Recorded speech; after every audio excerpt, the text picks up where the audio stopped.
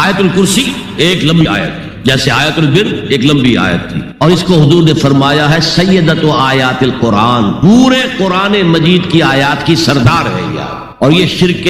فی صفات کے ضمن میں یہ شمشیر قاطع ہے، شمشیر برہان ہے۔ اللہ لا الہ الا ہو الحی القیوم، یہ وہی ہے قل هو اللہ احد اللہ الصمد الحی،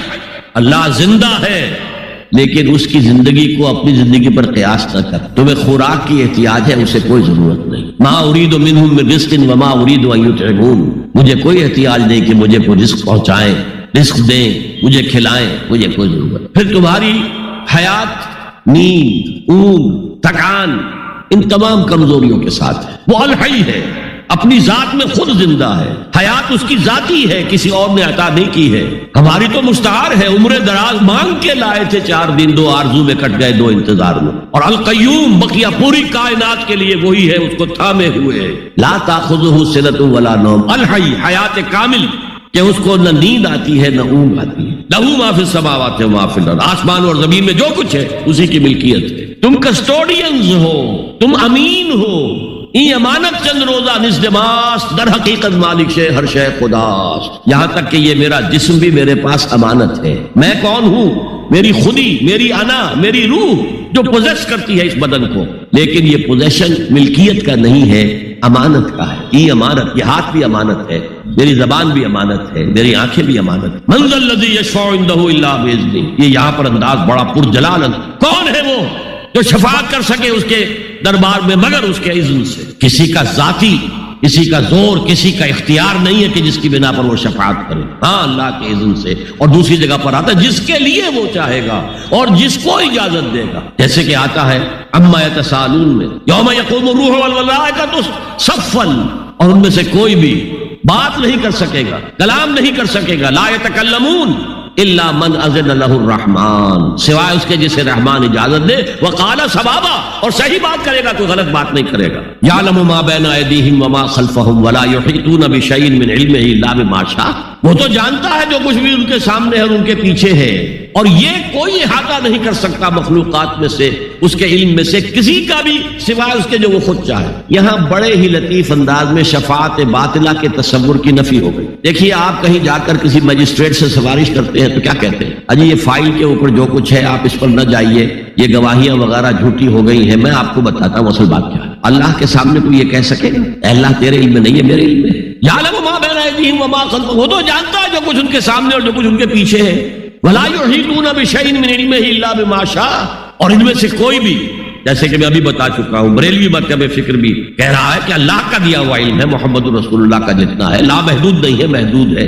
قدیم نہیں ہے، حادث ہے، تو جتنا اللہ چاہتا ہے، جس کے لیے جتنا چاہتا ہے، لیکن اس کے علم میں سے احاطہ نہیں کر سکتا کوئی مگر جو وہ چاہے۔ وسع کرسیہ السماوات والارض، اس کا اقتدار چھایا ہوا ہے، مستولی ہے، آسمانوں پر بھی اور زمین پر بھی، ولا یؤودہ حفظہما، اور اسے عاجز نہیں کر سکتی ان دونوں کی حفاظت۔ قیوم وہی ہے، صمد وہی ہے، لیکن اسے کوئی تکان تاری نہیں ہوتی، عاجز نہیں ہے۔ یہ اصل میں نفی ہے جو تورات حافظے سے مرتب کی گئی تھی۔ 587 میں نبوکدنضر کا جو حملہ ہوا تھا اس میں اصل تورات گم ہو گئی، اس وقت سے آج تک وہ اصل تورات ان کے پاس نہیں۔ پیریڈ آف کیپٹیوٹی سے واپس آئے ہیں بیت المقدس میں، سائرس کے لطف و کرم کی وجہ سے، ذوالقرنین کے لطف و کرم کی وجہ سے، پھر یادداشتوں سے لوگوں نے وہ تورات مرتب کی ہے، تو اس میں انسانی فکر شامل ہو گیا، لہذا وہاں یہ لکھا ہے اللہ نے 6 دنوں میں آسمان اور زمین پیدا کیے اور 7ویں دن آرام کیا، یعنی کوئی تکان لائق ہو گئی۔ قرآن نے کہا، اللہ تعالیٰ نے فرمایا سورہ قاف میں، وَلَقَدْ خَلَقْنَا السَّمَاوَاتِ وَالْأَرْضَ وَمَا بَيْنَهُمَا فِي 6 أَيَّامٍ وَمَا مَسَّنَا مِن لُغُوبٍ، یقیناً ہم نے آسمان اور زمین اور جو کچھ ان دونوں کے مابین ہے انہیں 6 ہی دنوں میں پیدا کیا، وہ بات ٹھیک ہے، لیکن ہمیں کوئی تکان لائق نہیں ہوئی کہ ہمیں کسی آرام کی ضرورت۔ لا یؤودہ حفظہما وہو العلی العظیم، العلی وہی ہے سب سے بلند و بالا،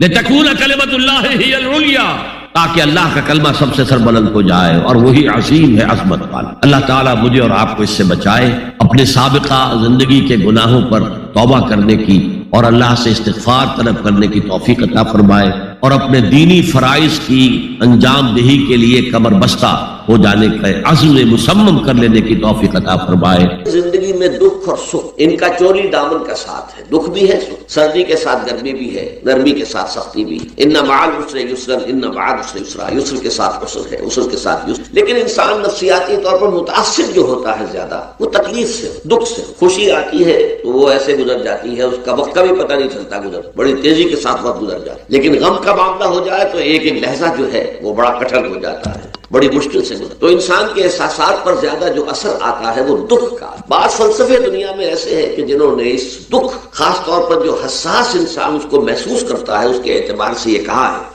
کہ دنیاوی زندگی نرا دکھ ہی دکھ ہے۔ آپ کو معلوم ہے کہ تعداد انسانوں کی بہت بڑی تعداد ہے جو بدھ مت کی پیروکار ہے، اور بدھ مت کا کلمہ طیبہ یہ ہے، یعنی یہ ان کا اصل الاصول ہے، جیسے ہمارے دین کا اصل الاصول ہے لا الہ الا اللہ محمد رسول اللہ، کلمہ طیبہ۔ ان کا جو کلمہ طیبہ ہے وہ یہ سروم دکھم، سب دکھ ہی دکھ ہے، سب مصیبت ہی مصیبت ہے۔ انسانی زندگی جو ہے وہ تو صرف دکھوں سے اور تکلیفوں سے عبارت۔ اسی کو غالب نے بھی کہا ہے، آپ نے یہ شعر غالب کا میں نے بہت سے دروس میں سنا ہوگا کہ قید حیات و بند غم اصل میں دونوں ایک ہے۔ یہ قید حیات ہے، ابھی آپ حدیث سن رہے تھے، دنیا سجن المومن، مومن کے لیے یہ دنیا کی زندگی جو ہے جیل خانہ ہے، یہ قید ہے، قید حیات۔ جیسے جیل میں آدمی اپنی مرضی سے نہیں جاتا، بھیجا جاتا ہے، اپنی مرضی سے نہیں نکلتا بلکہ نکالا جاتا ہے۔ اسی طرح لائی حیات آئے قضا لے چلی چلے، اپنی خوشی سے آئے نہ اپنی خوش چلے۔ تو دنیا کی زندگی جو ہے وہ واقعتاً ایک اعتبار سے قید خانہ ہے۔ قید حیات و بند غم اصل میں دونوں ایک۔ جب تک یہ زندگی رہے گی غم بھی لگا رہے گا، تکلیفیں لگی رہیں گی، مسائل آتے رہیں گے، انسان کو دکھوں کا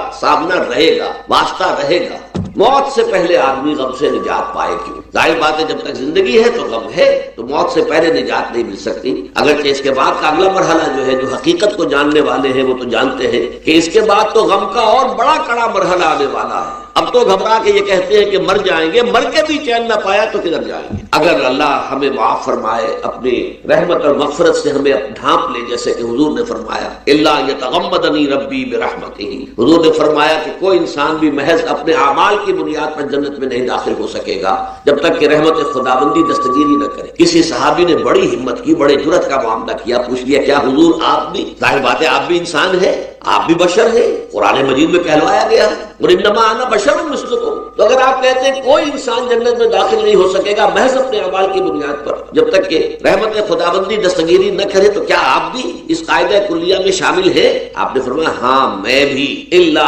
یتغمدنی ربی برحمتہ، جب تک کہ میرا رب مجھے اپنی رحمت سے ڈھانپ نہیں لے گا میں بھی جنت میں داخل نہیں۔ تو اس اعتبار سے اللہ تعالیٰ وہاں ہمیں بچا لے، لیکن جو وہاں نہیں بچایا گیا، اب ظاہر بات ہے کہ اس کے لیے جو مصیبت ہے وہ تو پھر دائمی ہے، ابدی ہے، دکھ ہی دکھ۔ میں اس کی طرف زیادہ جانا نہیں چاہتا اس وقت، اصل میں میرا موضوع جو ہے وہ اس دنیا میں دکھوں کا علاج۔ اب اس اعتبار سے غور کیجئے، دکھ دو قسم کے قرآن مجید پر جتنا میں نے غور کیا، دکھ ایک تو وہ ہے کہ جو ناگہانی طور پر آ جاتے ہیں، اس میں ہماری کسی غلطی کو دخل نہیں ہوتا۔ وہ کوئی آفت سماوی ہے، کوئی زلزلہ آ گیا ہے، ابھی آپ کو معلوم ہے بھوج جو قصبہ تھا گجرات اسٹیٹ کا، انڈیا کا پورا ختم ہو گیا، اس میں بہت سے مسلمان بھی۔ جب کوئی آفت سماوی آتی ہے تو وہ ظاہر بات ہے کہ پھر سب کے سب لوگ اس کی لپیٹ میں آ جاتے ہیں۔ زلزلہ آ گیا، یہ کوئی اور طوفان آ جائے، جیسا کہ کئی مرتبہ آپ نے اخبارات میں پڑھا ہوگا، اس سال امریکہ میں بہت طوفان آئے ہیں، مشرقی ساحل پر بار بار طوفان، وہاں بھی لوگ مرتے ہیں، وہاں بھی چھتیں اڑ جاتی ہیں، وہاں بھی تباہی جو ہے آتی ہے۔ تو اس حوالے سے ایک تو ہے وہ ناگہانی آفات، آفت ارضی ہو یا آفت سماوی ہو، زلزلہ ہے یا آفت ارضی ہے، طوفان آ گیا ہے، کوئی سائیکلون آ گیا یا آفت سماوی ہے، یا کوئی آسمان سے بڑا سا پتھر آ جائے۔ آپ کبھی اخبارات میں پڑھتے ہوں گے کہ ایک بڑی چٹان پاس سے گزر گئی، بہت بڑی خلائی چٹان جو ہے زمین کے قریب سے ہو کر گزر گئی، زمین بچ گئی، ورنہ اگر وہ زمین سے ٹکرا جاتی تو نہ معلوم کتنا بڑا یہاں پر تباہی کا معاملہ ہوتا ہے۔ بڑے بڑے جو ہے شہاب گرتے رہے زمین کے اوپر، بڑی بڑی تباہیاں آتی رہی ماضی۔ تو ایک تو یہ ہے، اور ان میں بھی تقسیم کیجئے، یہ ناگہانی تکلیف، ناگہانی مصیبت، یا کوئی آفت سماوی یا آفت ارضی، اس کی بھی پھر دو قسمیں ہو گئی۔ ایک وہ کہ جو افراد کو متاثر کر، انفرادی سطح، آدمی سڑک پر جا رہا تھا، پیچھے سے آ کر کسی گاڑی نے ٹکر ماری، گر گیا، ٹانگ ٹوٹ گئی، اب ظاہر بات ہے کہ اس میں اس کا کوئی قصور نہیں، یہ اللہ تعالیٰ کی طرف سے بات آ گئی ہے۔ یا یہ کہ کوئی اگر اجتماعی سطح پر آیا، جیسا کہ زلزلہ ہے، یا جیسا کہ کوئی سائیکلون ہے، کوئی بڑا طوفان ہے، بہت بڑے فلڈز آ گئے ہیں، اس وقت بھی موزمبیق میں بہت بڑا فلڈ آیا ہوا ہے، ساؤتھ افریقہ میں، اور افریقہ میں پچھلے سال بھی بہت بڑا فلڈ آیا، بڑی تباہی آ رہا۔ تو یہ آفت سماوی، یہ ظاہر بات ہے کہ اجتماعی سطح پر آتی ہے، بڑی بڑی مقدار میں، تعداد میں لوگ متاثر ہوتے ہیں، لاکھوں لوگ بے گھر ہو جاتے ہیں، ہزاروں آدمی مارے جاتے ہیں۔ تو پہلی شکل جو ہے دکھ کی، جیسا کہ میں نے عرض کیا، وہ ناگہانی دکھ، کوئی آفت عرضی، کوئی آفت سماوی، خواہ وہ انفرادی ہو خواہ اس کے ضمن میں کیا علاج ہے؟ ظاہر بات ہے کہ اس کا علاج یہ تو نہیں ہو سکتا کہ آپ اس کو ختم کر سکیں۔ انگریزی کا ایک محاورہ ہے، what cannot be cured must be endured۔ جو چیز جو ہے جس کا علاج نہیں ہو سکتا وہ تو برداشت کرنی پڑے گی۔ بعض بیماریاں بھی ایسی ہیں، ڈائبٹیز ہو گئی ہے، شوگر کا مرض ہو گیا، ڈاکٹر آپ کو بتائے گا کہ بھائی اب یہ مرض جائے گا نہیں، اب آپ کو اس مرض کے ساتھ ہی اپنے آپ کو ایڈجسٹ کر کے اپنی غذا وغیرہ اس کے مطابق طے کر لیجیے، ورنہ یہ کہ یہ نہ سمجھیے کہ یہ مرض چلا جائے گا۔ تو what cannot be cured must be endured۔ لہذا ان آفت سماوی و عرضی، چاہے وہ انفرادی سطح پر متاثر کرتی ہوں انسانوں کو اور چاہے اجتماعی سطح پر، اس کا تو علاج ایک ہی ہے۔ عربی میں بھی ایک محاورہ یہ ہے کہ کسی نے پوچھا تھا کہ بچھو کے کاٹے کا کیا علاج ہے؟ البکاء الی الصباح، رات کو اگر کاٹا ہے کسی بچھو نے تو روتے رہو صبح تک، یہی علاج ہے، اس کا اور کوئی علاج ہے ہی نہیں۔ تو جو چیز لا علاج ہے اسے برداشت کر، گویا کہ یہاں جو اصل شے ہوگی کہ دنیاوی آفات، عرضی و سماوی آفات، ناگہانی آفات، ناگہانی مصیبتیں، ان کے ضمن میں ہمیں ایسی شے کی ضرورت ہے جو ہمارے اندر برداشت پیدا کرے، اس کو جھیلنا آسان بنا دے، ہم اس کی وجہ سے بجھ کر نہ رہ جائیں، ہماری ہمتیں جواب نہ دے جائیں، ہمارا ارادہ ختم نہ ہو جائے، ہمارا حوصلہ پست نہ ہو جائے، بلکہ برداشت، جھیلنا ہو، تحمل۔ ابھی بھٹر صاحب کہہ رہے تھے اللہ تعالیٰ ذرا سا متحمل ہے، میں نے کہا یہ بہت غلط بات کہہ رہے، اللہ بہت متحمل، وہ ذرا سا تو یوں سمجھیے کہ ان کے کہنے کے انداز میں یہ بات آ گئی، ذرا سا رحیم بھی ہے، نہیں وہ بہت رحیم ہے، بہت متحمل ہے، بہت حلیم۔ لیکن یہ کہ ہمیں یہ جو آفات سماویہ اور عرضیاں ہیں جو ہمارے اوپر آ جاتی ہیں اللہ کی طرف سے، ان کے ضمن میں ذہنی ایک ایٹیچیوڈ پیدا ہو جائے، سوچ کا ایک خاص رخ بن جائے، انسان کے احساسات ایک خاص طرز پر ڈھل جائیں، تو پھر ان کو برداشت کرنا آسان ہے۔ اور وہ کیا ہے؟ وہ ہمارے ایمان کا لازمی تک۔ ایمان ہمیں یہ بتاتا ہے کہ کوئی مصیبت اس زمین میں آتی ہے نہ تمہاری جانوں پر آتی ہے بغیر اذن رب۔ جو کچھ آ رہا ہے اللہ تعالیٰ کے فیصلے سے آیا ہے، یہ کوئی اندھا بہرا مادہ نہیں ہے، یہ کوئی اندھا بھینسا نہیں ہے کہ اس نے آ کے آپ کو ٹکر مار دی ہے، نہیں، یہ تو سمیع و بصیر، علیم و خبیر اللہ اور حکیم اور قدیر اللہ کا فیصلہ ہے۔ لہذا یہ من جانب اللہ ہے، اس کو تم سمجھو کہ اللہ تعالیٰ کی طرف سے ہے۔ اور جب اللہ کی طرف سے ہے تو سورہ آل عمران میں فرمایا بیدہ الخیر، اس کے ہاتھ میں تو خیر ہی خیر ہے۔ یعنی بظاہر تمہیں محسوس ہوتا بھی ہو کہ یہ میرے لیے تکلیف دہ بات آ گئی ہے، تو اس کو یوں سمجھو کہ اس کا نتیجہ جو میرے حق میں نکلے گا وہ خیر ہوگا۔ فوری طور پر تو تکلیف ہے، مجھے اچھی نہیں لگ رہی، ناگوار ہے، لیکن نتیجہ اس کا خیر نکلے گا۔ جیسے بچہ بیمار ہے، ماں اسے دوا پینے پر مجبور کر رہی، کڑوی دوا ہے، وہ تو سمجھتا ہے اس پر بڑا ظلم ہو رہا ہے، یا آپ لے گئے اسے ڈاکٹر کے ہاں ٹیکا لگوایا ہے، وہ تو چیخ رہا ہے، رو رہا ہے، لیکن آپ کو معلوم ہے، کاش اسے بھی معلوم ہو جائے کہ یہ میرے خیر کے لیے، میرے بھلے کے لیے۔ اگر اسے یہ معلوم اور محسوس ہو جائے تو اس کی تکلیف اس کے اندر بہت کمی آ جائے گی، وہ سہار لے گا، اس کو وہ برداشت کرے۔ اس حوالے سے اس کا جو ہمارے دین میں اس کا نام ہے، اس ذہنی کیفیت کا، ان احساسات کا، اسے اب کہتے ہیں تسلیم و رضا۔ جو کچھ آ رہا ہے اللہ کی طرف سے آ رہا ہے، لہذا سر تسلیم خم ہے، اے اللہ ہم قبول کر، رضا، ہر حال میں تیری رضا پر راضی، جو تیرا فیصلہ ہے ہمیں بصر و چشم قبول ہے، تسلیم و رضا۔ ہم بھی تسلیم کی خو ڈالیں گے، بے نیازی تیری عادت ہی صحیح، اللہ تو بے نیاز ہے، لیکن اے اللہ تو ہمارے لیے جو بھی تکلیف کا تو نے فیصلہ کیا، تسلیم کی خو ڈالیں گے، عادت پیدا کر لیں گے اپنے اندر کہ ہر ساقی ماریخ عین الطافس، کہ میرا ساقی میرے پیالے میں جو کچھ ڈال دے اس کا لطف و کرم ہے۔ یہ مقام رضا ہے، یہ ایمان کا ایک ایسا تقاضا ہے کہ جس کو ہم کہیں گے ایمان کی حلاوت، ایمان کی مٹھاس۔ اگر آپ کا منہ کڑوا ہو جائے تو آپ چینی کھاتے ہیں تاکہ منہ کا ذائقہ ٹھیک ہو جائے۔ اگر تکالیف کی وجہ سے، دکھ کی وجہ سے آپ کے احساسات کے اندر کوئی خرابی پیدا ہو رہی ہے، یہ جو مقام رضا ہے یہ اس کے لیے قند ہے، یہ اس کے لیے چینی ہے، یہ اس کے لیے شہد ہے، یہ اس کی تلخی کو ظاہر کر دینے والی شیء ہے کہ اللہ تیری رضا پر راضی، راضی برضائے رب۔ اب اس کے ضمن میں سمجھیے، یہ تو اصولی بات میں نے آپ کو بتا دی۔ اس کی تین کیفیات ہو سکتی ہیں، کیوں اللہ کی طرف سے یہ چیزیں آتی ہیں۔ سب سے پہلی شے ہے، اب وہ جو آیات میں نے سنائی تھی وہ سن لیجیے پہلے ترجمہ۔ سورہ تغابن میں فرمایا ما صاب من مصیبت الا باذن اللہ، دیکھو کوئی مصیبت تم پر نہیں آ سکتی، نہیں آتی مگر اللہ کے اذن۔ ومن یؤمن باللہ، اور جو شخص اللہ پر ایمان رکھتا ہو یہد قلبہ، اللہ اس کے دل کو ہدایت دے دیتا ہے، اس کے دل کو سکون عطا کر دے، وہ راضی برضائے رب ہو جائے، اس میں شکوہ نہیں رہتا، اس میں شکایت شکایت نہیں ہوتی، اس میں تلخی نہیں ہوتی، کیوں ہو گیا، کیسے ہو گیا، کیوں ہو گیا، نہیں ہونا چاہیے، نہیں۔ یہ سارا جو پیچ آدمی کھاتا رہتا ہے نا اندر ہی اندر، وہ جو پیچ کھا رہا ہے، یہ سب پیچ سے نجات نہیں گئی۔ برو کشید سے پیچا کہ ہست بود مرا، چے اقدہا کے مقام رضا کشود مرا۔ یہ پیچ کھانا جو ہے،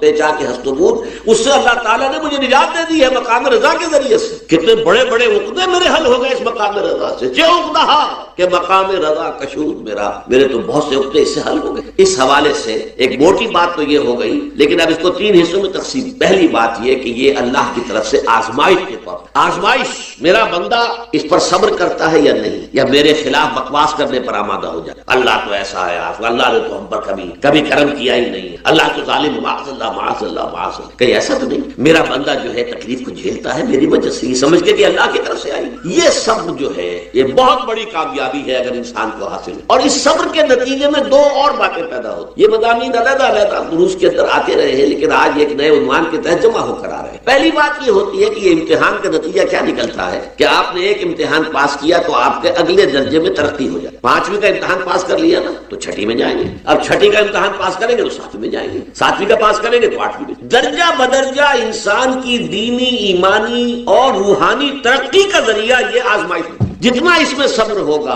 جتنا اس میں تسلیم و رضا جو ہے آپ حاصل کرتے جائیں گے تو آپ کے درجے بلند ہوتے چلے جائیں گے۔ آپ کا امتحان کڑے سے کڑا آئے گا، بڑے سے بڑا آئے گا، مشکل سے مشکل تر آئے گا۔ ایک وقت میں MA کا امتحان بھی آپ کو دینا ہوگا، ایک وقت میں ہو سکتا ہے PhD کے لیے تھیسس آپ لکھیں، پھر اس کے اوپر جو ہے ٹیم بیٹھی ہوئی اور آپ سے وہ بحث کرے، جرا کرے آپ سے، وہ بھی کرنا ہوگا۔ لیکن یہ کہ اگر پرائمری ہی میں فیل ہو گئے تو اس کا سوال ہی پیدا نہیں ہوتا کہ کبھی آپ MA کا یا PhD کا تھیسس بھی لکھیں۔ اور اسی کو دوسرے انداز میں کہا گیا ہے قرآن مجید میں، وَلِيُبْلِيَ الْمُؤْمِنِينَ مِنْهُ بَلَاءً حَسَنًا۔ اصل میں ابلا کہتے ہیں، بلا یبلو جو ہے عربی زبان میں آتا ہے آزمانا، خلق الموت والحیات لیبلوکم ایکم احسن عملا، یہی معنی ابتلا کے، ابتلا یبتلی آزمانا۔ ابلا یبلی جو آتا ہے باب افعال سے، اس میں آتا ہے کسی کو کسی تکلیف میں ڈال کر اس کو نکھارنا، کہ اس کا جوہر نکھر جائے، اس کے اندر جو خیر ہے وہ اور چمک جائے، لوگوں کو بھی معلوم ہو جائے کہ یہ شخص اس مقام کا اہل ہے، اس کے اندر یہ صلاحیت ہے، اس میں یہ قوت۔ یہ حدیث مسلم شریف کی ہے اور اس کے راوی ہیں ابو امامہ باہلی رضی اللہ تعالی عنہ قال، انہوں نے فرمایا سمعت رسول اللہ صلی اللہ علیہ وسلم یقول، کہ میں نے خود سنا اللہ کے رسول صلی اللہ علیہ وسلم کو یہ فرماتے ہوئے، اقرؤوا القرآن، لوگوں قرآن پڑھا کرو، فإنہ یأتی یوم القیامۃ شفیعا لأصحابہ، اس لیے کہ یہ قرآن قیامت کے دن سفارشی بن کر آئے گا اپنے لوگوں کے لیے، یعنی ان لوگوں کے لیے جنہیں قرآن سے محبت رہی زندگی میں، جو قرآن کو پڑھتے رہے، قرات کرتے رہے، اس سے دلچسپی رکھتے رہے، اس کا مطالعہ کرتے رہے، اس پر غور و فکر کرتے رہے۔ اصحاب قرآن والے، قرآن کے لوگ، اقرؤوا القرآن فإنہ یأتی یوم القیامۃ شفیعا لأصحابہ۔ اس کے بعد اب آپ نے مزید یوں سمجھیے کہ یہ عام پر خاص کا اضافہ ہے۔ اقرؤوا الزہراوین، خاص طور پر 2 نہایت تابناک اور روشن صورتوں کی قرات کیا کرو، پڑھا کرو 2 نہایت تابناک اور روشن صورتوں کو، البقرہ و آل عمران۔ وہ زہراوین کیا ہے؟ البقرہ اور آل عمران۔ یہاں گویا کہ معین کر دیا حضور صلی اللہ علیہ وسلم نے ان دونوں صورتوں کے لیے ایک عنوان نہایت تابناک صورتیں، فإنہما تأتیان یوم القیامت، اس لیے کہ یہ دونوں صورتیں قیامت کے روز ظاہر ہوں گی، آئیں گی قیامت کے دن۔ اب یہاں وہ الفاظ آ رہے ہیں جو میں نے ابھی آپ کو سنائے، کأنہما غمامتان، جیسے کہ وہ 2 بدلیے ہوں، غمامہ کہتے ہیں بدلی، ابر کی کیفیت، 2 بدلیوں کی صورت میں ظاہر ہوگی، او غیایتان، یہ لفظ بھی اسی کے لیے ہے، او کأنہما فرقان من طیر صواف، یا یہ پرندوں کی 2 ٹکڑیاں ہوں گی، تو حاجان عن صاحبہما، اور یہ دونوں جھگڑیں گی، محاجہ کریں۔ محاجہ یہ ہوتا ہے کسی کی طرف سے مدافعت کرنے میں، تکرار کر کے بات کرنا، دلیل پر دلیل دینا۔ تو جو بھی ان دونوں صورتوں سے خصوصی شغف رکھنے والے لوگ ہوں گے، وہ لوگ کہ جو ان دونوں صورتوں کو پڑھنے والے ہوں گے، ان سے محبت کرنے والے ہوں گے، صاحب ہما، ان دونوں سے تعلق رکھنے والے لوگ، ان کی طرف سے وہ جھگڑیں گی، وہ ان کی سفارش کریں گے۔ تو اس میں غمامتان، غیایتان، فرقان، یہ الفاظ اور زہراوین، یہ الفاظ جو ہیں اس حدیث کے اندر آ گئے ہیں۔ یہ تو ہے مسلم شریف کی روایت، اور ایک اس میں جو دوسری روایت آئی ہے اس میں الفاظ یہ آئے ہیں۔ یہ روایت جو ہے یہ بھی مسلم شریف کی ہے، حضرت نواس بن سمعان رضی اللہ تعالی عنہ قال سمعت رسول اللہ صلی اللہ علیہ وسلم یقول، وہ بھی فرماتے ہیں کہ میں نے خود سنا اللہ کے رسول صلی اللہ علیہ وسلم کو یہ فرماتے ہوئے، توتا یوم القیامت بالقرآن واہلہ، لائے جائیں گے قیامت کے دن قرآن بھی اور قرآن والے بھی، قرآن سے دلچسپی رکھنے والے، اللہ تعالی ہمیں ان میں شامل فرمائے۔ الذین کانوا یعملون بہ فی الدنیا، یعنی وہ لوگ جو اس پر عمل کرتے تھے دنیا میں، یعنی صاحب قرآن صرف پڑھنے کے معنی میں نہیں، صرف محبت کے معنی میں نہیں، الذین یعملون بہ فی الدنیا، دنیا میں جو اس پر عمل کرتے تھے قرآن پر، ان کو لایا جائے گا۔ تقدمہ سورۃ البقرہ وسورۃ آل عمران، اور آگے آگے چل رہی ہوگی قرآن مجید جب لایا جائے گا تو آگے آگے ان میں سورہ بقرہ اور سورہ آل عمران ہوگی۔ وضرب لہما رسول اللہ صلی اللہ علیہ وسلم ثلاثۃ امثال ما نسیتہن بعد، اس کے بعد راوی کہتے ہیں حضرت نواس بن سمعان رضی اللہ تعالی عنہ کہ اس کے بعد حضور نے ان دونوں صورتوں کے لیے کچھ تشبیہیں بیان کی کہ جن کو میں بھول نہیں سکا، یعنی اس قدر خوبصورت تشبیہیں حضور نے دی۔ وہ تشبیہ کیا ہے؟ کانہما غمامتان او ذلتان سوداوان بینہما شرق، یہ دونوں صورتیں ایسے ظاہر ہوں گی قیامت کے دن جیسے کہ دو بدلیاں ہیں، دو بادل ہیں، اور وہ سیاہ رنگ کی ہیں، یعنی سایہ کر رہی ہوں گی اپنے پڑھنے والے اور محبت کرنے والے ہیں ان پر، ان کے درمیان ایک روشنی بھی ہوگی، دو بدلیاں اسی طرح ظاہر ہوں گی، اگر وہ ملی ہوئی ہو اور ان کے درمیان کوئی خلا نہ ہو جس میں روشنی آ رہی ہو تو وہ دو علیحدہ نہیں ہوں گی، گویا کہ ان کے اندر مانوی اعتبار سے تسلسل بھی ہے، لیکن یہ کہ دو صورتیں علیحدہ ہیں، سورہ بقرہ علیحدہ ہے، سورہ آل عمران ہے۔ او کانہما خرقان من طیر صواف، یا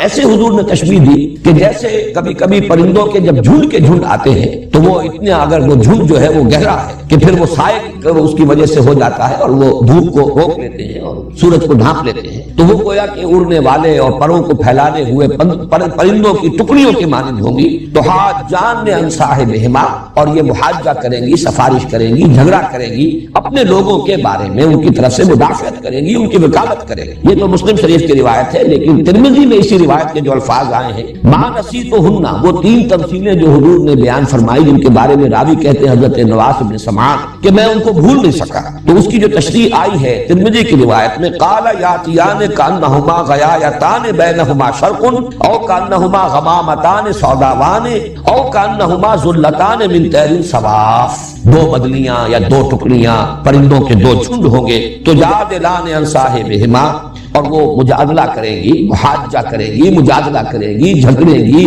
مدافعت کریں گی اپنے لوگوں کی طرف سے۔ تو ان دو روایات، بلکہ میں نے تین روایات آپ کو سنائی ہیں، اس لیے کہ ایک روایت تو حضرت ابو امامہ باہلی سے ہے، دوسری روایت جو ہے وہ مسلم شریف میں بھی ہے، اگرچہ راوی ایک ہی ہے حضرت نواس بن سمعان، لیکن مسلم شریف میں اس کے الفاظ قدر مختلف ہیں اور ترمذی میں جو الفاظ آئے ہیں ان میں تھوڑا سا فرق ہے۔ ان سے ان دونوں صورتوں کی فضیلت بھی ظاہر ہوئی، اور نمبر دو یہ کہ ان کا جوڑا ہونا ثابت ہو گیا، اس لیے کہ ان دونوں کو بریکٹ کیا ہے حضور صلی اللہ علیہ وسلم نے ایک نام سے، جیسے میں نے اس سے پہلے کئی مرتبہ عرض کیا ہے کہ آخری دو صورتیں ان کے لیے تو ایک نام ایسا ہے کہ جو ہر شخص جانتا ہے، سورۃ الفلق اور سورۃ الناس معوذتین، یہ تو ایک نام جو ہے ہر شخص جانتا ہے، دو صورتیں ہیں لیکن دونوں کا مضمون ایک ہے، اس لیے انہیں معوذتین کہا جاتا ہے، لیکن اس کے بارے میں یہ لفظ جو ہے زیادہ عام نہیں ہے، حالانکہ حضور صلی اللہ علیہ وسلم نے کس اہتمام کے ساتھ ان دونوں صورتوں کو بھی اسی طریقے سے ایک جوڑا قرار دیا ہے۔ اب جو اس کے وجوہ ہیں اور جو مظہر ہیں جوڑے ہونے کے، نسبت زوجیت کے، ان پر ہم نگاہ ڈال لیں۔ میں نے کئی مرتبہ عرض کیا ہے کہ یہ جو زوجیت ہے یا جوڑے ہونے کی نسبت ہے قرآن حکیم کی صورتوں میں، اس کے دو پہلو ہوں گے، بعض اعتبارات سے مشابہت بہت نمایاں ہوگی اور بعض اعتبارات سے ایک ریسیپروکل نسبت ہوگی، عکسی نسبت ہوگی، یا ہم یوں کہہ سکتے ہیں کہ تکمیلی نسبت ہوگی کہ دونوں چیزیں مل کر ایک مضمون کو مکمل کر رہی ہوں، یا ایک مضمون کا ایک رخ ادھر آ گیا ہو اور ایک رخ اسی کا دوسری صورت میں آ گیا ہو۔ تو زوجین میں یہ دونوں چیزیں لازم ہیں، جیسے کہ ہم جانتے ہیں حیوانات کے اندر ایک نوع جو ہے اس کی جو دو جنسیں ہوں گی وہ ایک دوسرے سے بہت مشابہ ہوں گی، شیر اور شیرنی، ظاہر بات ہے کہ وہ ان کا اپنی ایک مشابہت ہے، 99% تو ان کے مشابہت کی شکل نظر آئے گی، بیل اور گائے، لیکن یہ کہ آپ کو معلوم ہے کہ بعض اعتبارات سے ان کا جسمانی نظام ایسا بنایا گیا ہے کہ وہ ایک مقصد کی تکمیل کرتے ہیں، فرق ہے لیکن وہ فرق ایسا نہیں ہے کہ جس کے مابین کوئی وحدت مقصد موجود نہ ہو، مقصد ایک ہے۔ اسی طریقے سے صورتوں میں جب آپ نسبت زوجیت کو تلاش کریں تو دو پہلو دیکھنے ہوں گے کہ ایک تو مشابہت کے پہلو کون سے، وہ نمایاں ہونے چاہیے، پھر کن اعتبارات سے یہ کمپلیمنٹری ہے، کن اعتبارات سے یہ مل کر کسی مضمون کی تکمیل کرتی ہے، وہ کون سے پہلو ہیں کہ جن میں سے کوئی ایک رخ جو ہے وہ ایک صورت میں آ گیا ہو اور دوسرا رخ دوسری صورت میں آ گیا ہو۔ ظاہر بات ہے یہ چیزیں تو تفصیل سے آئیں گی، ورنہ تو یہ خود بڑا لمبا موضوع اس وقت ہو جائے گا. تفصیل سے یہ چیزیں آئیں گی بعد میں جبکہ ہم ان صورتوں کا مطالعہ کریں گے. اس وقت یہ کہ تین چار چیزیں نوٹ کر لیجئے دونوں اعتبارات سے. جہاں تک مشابہت ہے، ایک بات تو بہت نمایاں جو میں پہلے عرض کر چکا کہ سورہ بقرہ بھی شروع ہو رہی ہے الف لام میم حروف مقطعات سے، اور سورہ آل عمران بھی شروع ہو رہی ہے الف لام میم حروف مقطعات سے. اس کے بعد آپ کو 20ویں پارے میں جا کر 19ویں اور 20ویں پارے میں جا کر جو ہے یہ سورتیں 4 ملیں گی. وہ چاروں مکی صورتیں ہیں جن کا آغاز ہوتا ہے الف لام میم سے. سورہ عنکبوت ہے، پھر سورہ روم ہے، سورہ لقمان ہے، سورہ سجدہ ہے. وہ 4 صورتیں، ورنہ یہ کہ یہ شروع میں 2 صورتیں ہیں اور یہ دونوں مدنی صورتیں ہیں. وہ چاروں صورتیں وہ مکی صورتیں ہیں. مدنی صورتوں میں یہ 2 صورتیں ہیں کہ جو حروف مقطعات سے شروع ہوئی الف لام میم سے. دوسری مشابہت یہ کہ ان دونوں کے آغاز میں قرآن حکیم کی عظمت کی طرف خصوصی اشارہ.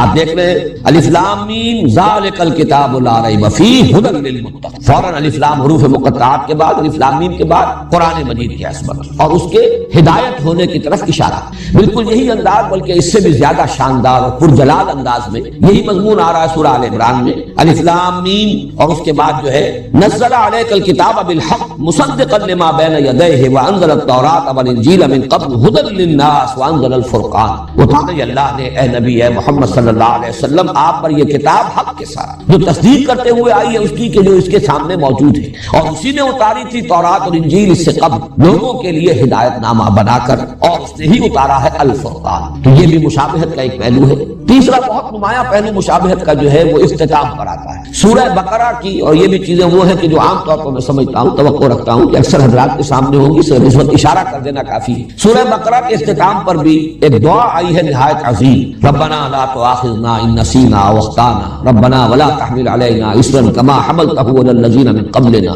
ربنا ولا تحملنا ما لا طاقة لنا به واعف عنا واغفر لنا وارحمنا. اب یہ نہایت عظیم دعا ہے. اسی طریقے سے تھوڑا سا فرق ہے، 4 آیتیں پہلے 5 آیتیں پہلے سورہ آل عمران کے اختتام پر 5 آیتیں قبل اگر دیکھیں گے تو ایک عظیم دعا ہے جو کئی آیات پر مشتمل ہے. ربنا ما خلقت هذا باطلا سبحانك فقنا عذاب النار ربنا انك من تدخل النار فقد اخزيته وما للظالمين من انصار ربنا اننا سمعنا مناديا ينادي للايمان ان امنوا بربكم فآمنوا ربنا فاغفر لنا ذنوبنا وكفر عنا سيئاتنا وتوفنا مع الابرار ربنا وآتنا ما وعدتنا على رسلك ولا تخزنا يوم القيامة انك لا تخلف الميعاد. دونوں آیتیں ویسے اگر آپ دیکھیں گے تو حجم کے اعتبار سے یہ دونوں دعائیں تقریباً برابر ہیں، اگرچہ یہ کہ سورہ بقرہ کی وہ ایک ہی آیت ہے اور یہاں متعدد آیات ہیں، لیکن حجم کے اعتبار سے زیادہ فرق نہیں ہے. نہایت جامع نہایت عظیم یہ آیات یہ ہیں، دعائیں ہیں کہ جن پر سورہ بقرہ بھی ختم ہو رہی ہے، سورہ آل عمران ختم ہو رہی ہے. تو مشابہت کے پہلو سے میں سمجھتا ہوں کہ صرف ان 3 چیزوں کو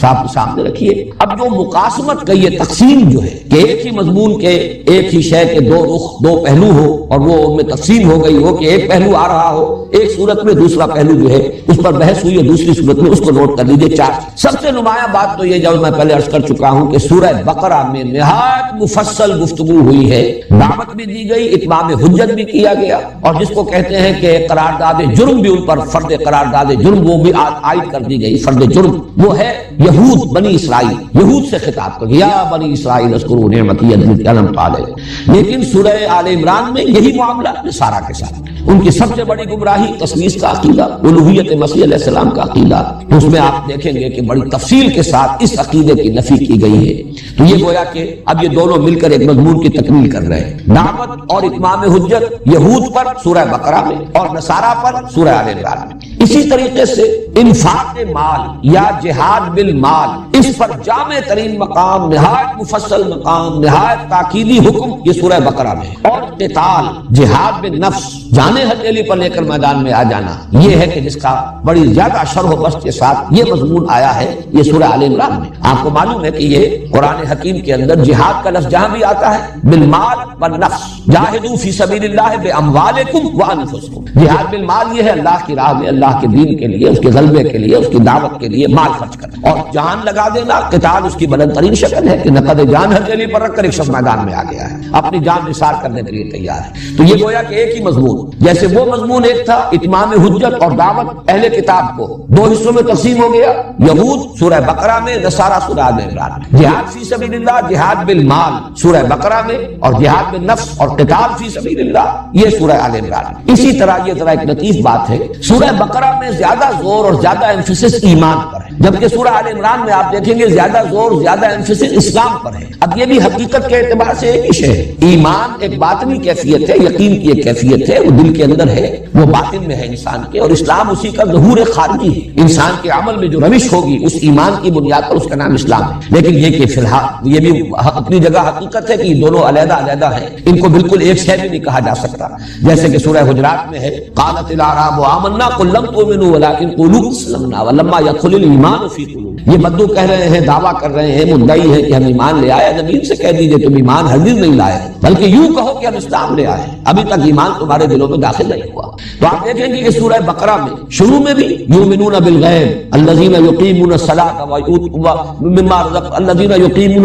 ومما رزقناهم ينفقون والذین یؤمنون بما انزل الیک وما انزل من قبلک وبالآخرۃ هم یوقنون۔ پھر 21ویں رکوع میں جا کر بالکل وسط میں پھر لیس البر ان تولوا وجوهکم قبل المشرق والمغرب ولكن البر من آمن بالله واليوم الآخر والملائکۃ والکتاب والنبیین۔ پھر آخر میں آمن الرسول بما انزل الیہ من ربہ والمؤمنون کل آمن بالله وملائکتہ وکتبہ ورسلہ۔ اب یہ آپ اندازہ دیکھیے کہ ابتدا، انتہا اور درمیان میں یہ تینوں جگہ پر ایمان کے بارے میں اہمیت کے ساتھ گفتگو ہو رہی ہے۔ اسلام کے بارے میں آپ کو یہی انداز نظر آئے گا سورہ آل عمران میں، ان الدین عند اللہ الاسلام، اور آگے چل کر ومن یبتغی غیر الاسلام دینا فلن یقبل منہ۔ وہاں اسلام پر زیادہ ایمفیسس ہے، یہاں ایمان پر زیادہ ہے۔ ایک اور بات نوٹ کیجئے کہ ایمان کے بھی قرآن مجید میں دو مظہر قرار دیے گئے ہیں۔ عملی ایمان اگر اندر ہے تو اس کا ظہور جب انسان کے عمل میں ہوگا، اس کے دو اہم مظاہر ہیں الگ الگ۔ ایک مظہر ہے نماز، روزہ، تقوی، خشوع، خضوع،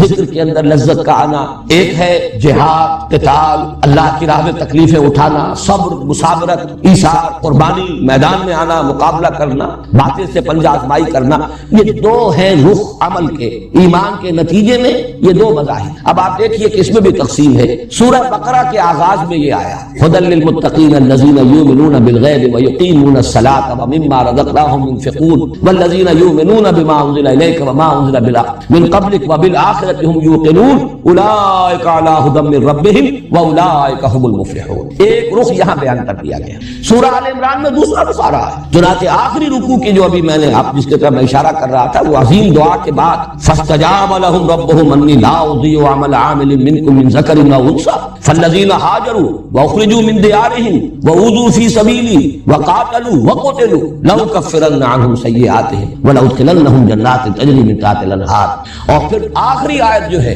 وہ بھی اسی مضمون کو نمایاں کر رہی ہے، یا ایھا الذین آمنوا اصبروا وصابروا ورابطوا واتقوا اللہ لعلکم تفلحون۔ صبر، مصابرت، یہ ہے اصل میں وہ چیزیں کہ جن کو نمایاں کیا گیا ہے۔ اللہ کی راہ میں جنگ، تکلیفوں کا جھیلنا، گھر بار چھوڑ دینا، مسائب کو برداشت کرنا، قتال کرنا، قتل کرنا بھی، قتل ہونا بھی، یہ ہے ایمان کا دوسرا مظہر۔ سورہ آل عمران کے اختتام پر یہ دوسرا پہلو، سورہ بقرہ کے آغاز میں پہلا پہلو، اور اسی کی ایک مثال ہے بہت ہی نمایاں قرآن حکیم میں سورہ انفال میں یہ دونوں پہلو جمع کیے گئے، لیکن اس طور سے کہ شروع میں یہ سورہ بقرہ والا پہلو ہے، اور فرمایا گیا وہ لوگ جب اللہ کا نام لیا جائے تو ان کے دل لرز جاتے ہیں، نماز قائم کرتے ہیں۔ یہ ساری کیفیات جو ہیں وہ شروع میں آئیں، اور فرمایا گیا اولئک ھم المؤمنون حقا، یہ لوگ ہیں حقیقی مومن، سچے مومن۔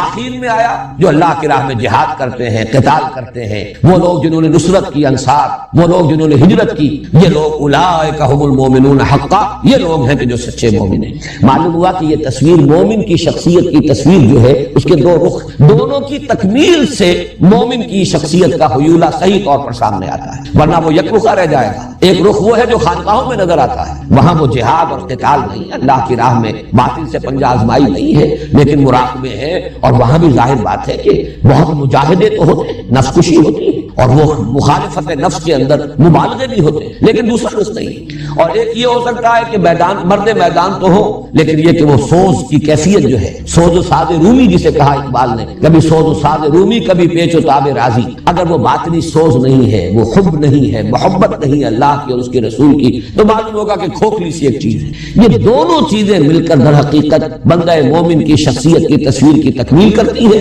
اور یہاں جیسا کہ میں نے عرض کیا، سورہ بقرہ کے آغاز میں ایک رخ نماز، زکوٰۃ، ایمان، یقین، خشیت، تقوی، آخرت کا یقین، اور دوسرا رخ جہاد، قتال، ہجرت، مسافرت، صبر، یہ دوسرا رخ ہے جو سورہ آل عمران میں آیا۔ صرف اسی پر فی الحال اتفاق کریں، اس کے بعد یہ ہے کہ جب ہم ان دونوں صورتوں کا مطالعہ تفصیل سے کریں گے تو یہ اور نکھرتا چلا جائے گا کہ کس طرح یہ دونوں صورتیں مل کر مضمون کی تکمیل کرتی ہیں۔ یہ صورتوں میں نسبت زوجیت کی ایک نہایت کامل مثال ہے، اور اس کے لیے دلیل میرے پاس سب سے بڑی، اس لیے کہ ہمارے لیے تو سب سے بڑی دلیل محمد رسول اللہ صلی اللہ علیہ وسلم کا فرمایا ہوا ہے۔ جس طریقے سے آخری دونوں صورتیں معوذتین ایک نام میں جمع کی گئی، اسی طریقے سے ان صورتوں کے لیے حضور نے الزہراوین، الغمامتین، الغیایتین، الذلتین، الخرقین، الفرقین، یہ تمام الفاظ تسنیہ کے اس لیے استعمال کیے کہ بات واضح ہو جائے کہ یہ دونوں صورتیں جو ہے یہ مل کر ایک مضمون کی تکمیل کرتی ہے اور یہ آپس میں جوڑے کی نسبت رکھتی ہے۔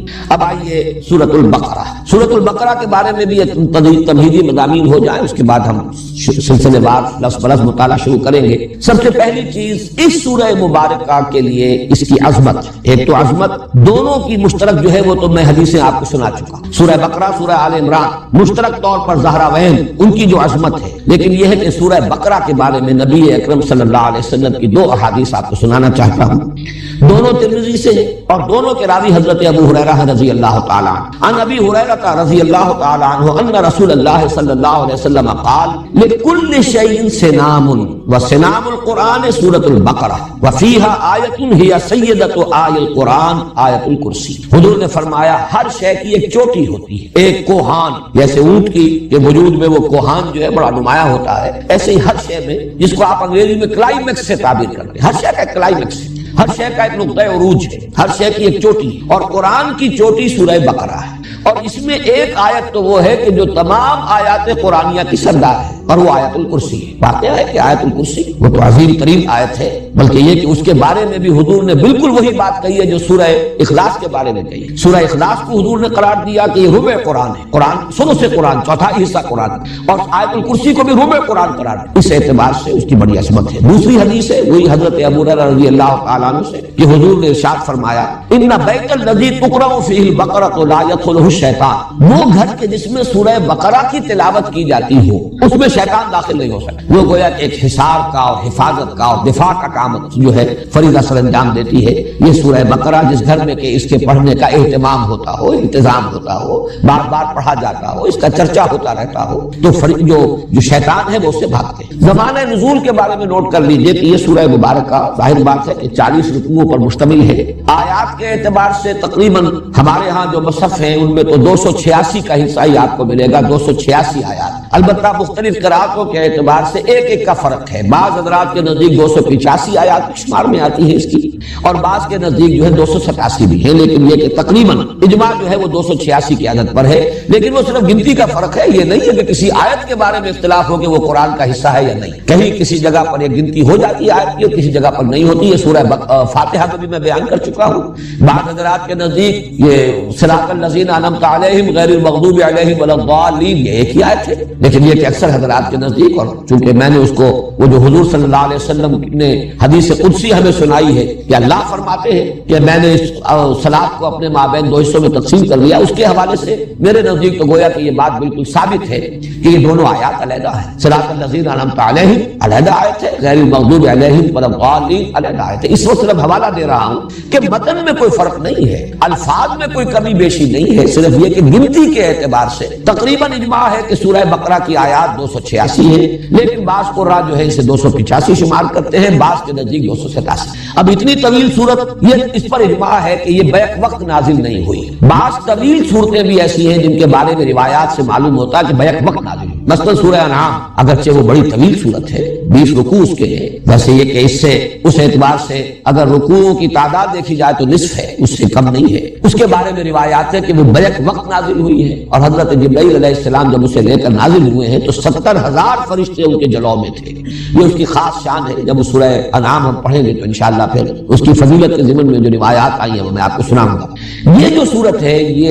ایک وقت میں نازل نہیں ہوئی، البتہ تقریباً اس پر اجماع ہے کہ ہجرت کے متصلاً بعد، ہجرت کے فوراً بعد سے شروع ہو کر اور غزوہ بدر سے پہلے تک جو قرآن حکیم کی آیات نازل ہوئی ان سب کو حضور صلی اللہ علیہ وسلم نے اس سورہ مبارکہ کی شکل میں جمع کرایا۔ یہ وقتاً فوقتاً، یہ تقریباً آپ سمجھیے کہ 2 سال کا وقفہ بنتا ہے۔ اس عرصے کے دوران جو آیات نازل ہوتی رہی وقتاً فوقتاً، ان کو حضور فرما دیتے تھے کہ اس کو فلاں آیت کے بعد رکھو، اس کو فلاں آیت کے بعد وہاں رکھ لو۔ اس طریقے سے مرتب تو کروا دیا حضور نے، یہ مضامین میں تفصیل سے بیان کر چکا ہوں۔ قرآن مجید مرتب ہو گیا تھا حضور صلی اللہ علیہ وسلم کی اپنی زیر ہدایت، آپ کی اپنی حیات دنیاوی کے دوران۔ البتہ یہ کہ نازل تو ہوا ہے مختلف ترتیب سے، ترتیب نزولی اور ہے اور ترتیب مصحف ہے، اس میں کوئی شک نہیں۔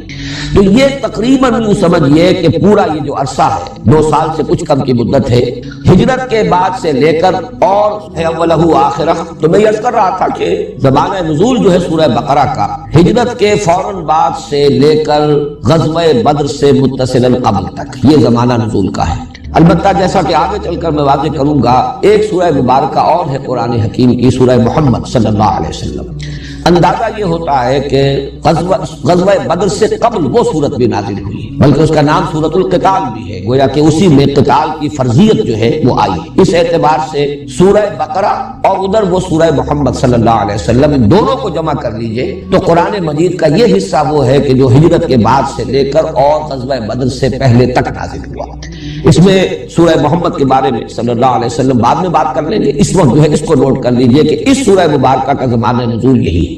البتہ استثناءات ہیں، ان استثناءات میں سے 2 آیتیں تو وہ ہیں کہ جو سورہ بقرہ کے آخر میں، ان کو کہا جا سکتا ہے کہ مکیات ہیں، اس پہلو سے کہ ہجرت سے پہلے حضور کو یہ عطا ہو گئی، اور ان کی خصوصی شان یہ ہے کہ بقیہ قرآن تو آسمان سے زمین پر نازل ہوا ہے، حضور صلی اللہ علیہ وسلم نے ریسیو کیا ہے، اس زمین پر جب آپ تھے۔ وہ 2 آیتیں آپ کو عطا کی گئی ہیں جبکہ شب معراج میں آپ خود آسمان پر تشریف لے گئے تھے۔ یہ امت کے لیے عظیم ترین تحفہ ہے جو اللہ تعالیٰ نے شب معراج میں حضور صلی اللہ علیہ وسلم کو عطا فرمایا۔ وہ 2 آیتیں ہیں جو سورہ بقرہ کے آخر میں ہے، انہی میں وہ دعا بھی ہے جس کا میں نے تذکرہ کیا شروع میں، نہایت عظیم دعا۔ اس کے علاوہ کچھ آیات ایسی ہیں خاص طور پر کہ جو سود کی حرمت سے متعلق ہیں، ان کے بارے میں بالاجماع یہ ہمیں معلوم ہے کہ سن 9 میں نازل ہوئی، تو سن 9 ہجری خاصا فصل ہے، یہ سن 2 ہجری کے اندر غزوہ بدر ہو رہا ہے، تو اس اعتبار سے وہ آیات بھی بعد کی ہیں، لیکن ان کو بھی مضمون کی مناسبت سے نبی اکرم صلی اللہ علیہ وسلم نے سورہ بقرہ میں شامل کیا ہے۔ اس طرح کی استثناءات شاید کوئی اور بھی لیکن شاذ کے درجے میں ہوگی، اور جیسا کہ آپ کو معلوم ہے کہ ایکسیپشنز پروو دی رول،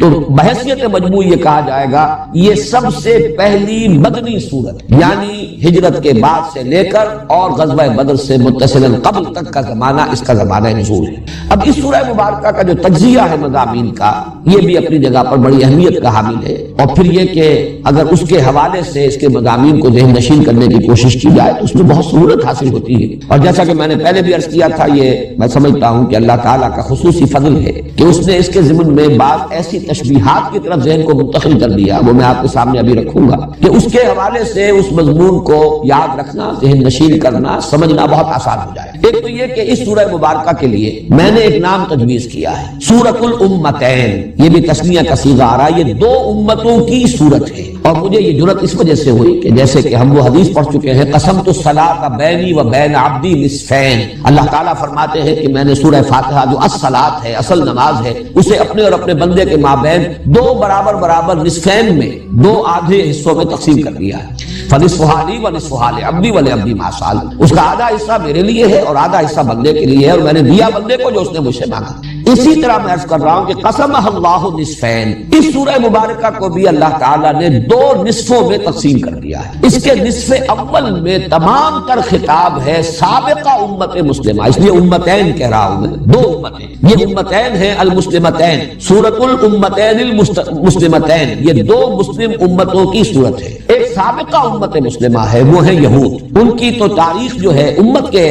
اعتبار سے بحیثیت امت مسلمہ شروع ہوتی ہے حضرت موسیٰ علیہ السلام سے، اور ختم ہو گئی ہے پوٹینشلی حضرت مسیح علیہ السلام پر۔ حضرت مسیح، حضرت زکریا، یہ ہم عصر ہے تقریباً، حضرت یحییٰ علیہ السلام، ان پر گویا کہ ایک اعتبار سے اس امت کی تاریخ ختم ہو جاتی ہے۔ اگرچہ وہ امت ابھی تک ایک قوم کی حیثیت سے، ایک نسل کی حیثیت سے یہودی اب بھی ہے، اور حضور صلی اللہ علیہ وسلم کے زمانے میں بھی موجود تھے، لیکن امت کے اعتبار سے ان کا دور جو ہے وہ در حقیقت 13 قبل مسیح سے شروع ہو کر 1300 برس جو ہے حضرت مسیح سے قبل حضرت مسیح پر آ کر، جب انہوں نے حضرت مسیح کی دعوت کو مان